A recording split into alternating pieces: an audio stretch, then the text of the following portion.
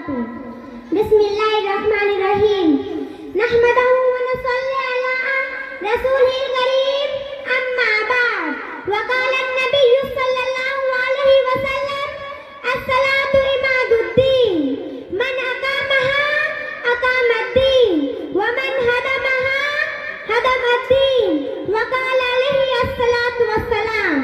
आदरणीय महोदय, या सभा का सभामुख ज्यू, निर्णायक मंडळ, श्रद्धेय गुरुवर्ग बाहिरबाट पाल्नु भएका अतिथिगणहरू एवं मेरा प्यारा साथी भाइ तथा दिदी बहिनीहरू, अस्सलामु अलैकुम वरहमतुल्लाहि वबरकातुह। आजको जलसामा तपाईहरुको समक्ष उपस्थित भई नमाजको शीर्षकमाथि दुई चार शब्द बोल्न मौका पाउँदा आफूलाई अति नै भाग्यशाली ठान्छु छु। आदरणीय महोदय, मक्कामा मेराजको राति मुसलमानहरूका लागि प्रत्येक दिन 5 चोटि फजर, जोहर, मग्रिब, इशाको नमाज पढ्नु अनिवार्य भयो। नमाजमा ठुलठुला फाइदाहरू उल्लेख गरेको छ।